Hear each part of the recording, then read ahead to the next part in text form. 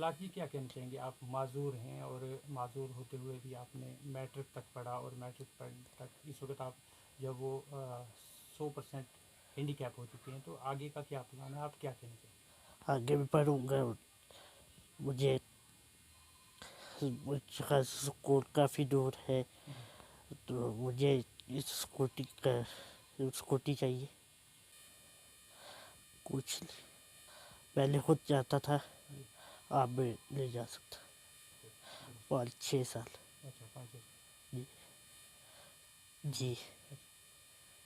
तो इस वक्त आप पढ़ने के लायक हैं और पढ़ना चाहते हैं, तो इस ये वक्त पढ़ना चाहता इंतज़ामिया से आप क्या कहेंगे, क्या मांग करेंगे? मैं इस टाइम मुझे यहाँ से स्कूल काफ़ी दूर है, मुझे इस टाइम कुछ चाहिए स्कूटी जिस पर मैं स्कूल जा सकता हूँ। मेरे वालिद ये का मजदूरी करते हैं, तो वो मुझे यहाँ से स्कूल लेकर जा सकते। जी। सर ये है कि ये था 10th क्लास में, तो पहले तो मिडिल स्कूल में पढ़ता था, वो नज़दीक था। अब तो हाई स्कूल में जाना पड़ गया इसको, स्कूल दूर है, वो 2 किलोमीटर है यहाँ से। तो जब ये 10th तक तो थोड़ा चल सकता था, तो जाता था स्कूल में, चलो कभी मैं भी जाता था, कभी खुद भी चला जाता था। अब तो ये पूरा 100% हैंडीकैप हो गया है।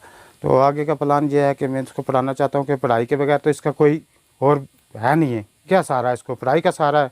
चलो कुछ अपना पढ़ाई के ज़रिए कर सकेगा, तो इसको मैं पढ़ाना चाहता हूँ। पढ़ाने में मुझे ये दिक्कत है कि स्कूल दूर है, तो ऐसे जो जा नहीं सकता। अगर मैं लेके जाऊंगा फिर शाम को लाऊंगा, तो मैं भी मज़दूर आदमी हूँ, इतना मेरे पास भी टाइम नहीं है, और इतना वेट ले जाना ले आना ये भी तो मुश्किल ही है ना। इस 18 साल का बच्चा है, इसका वेट भी कम से कम 50 kg तो है ही है।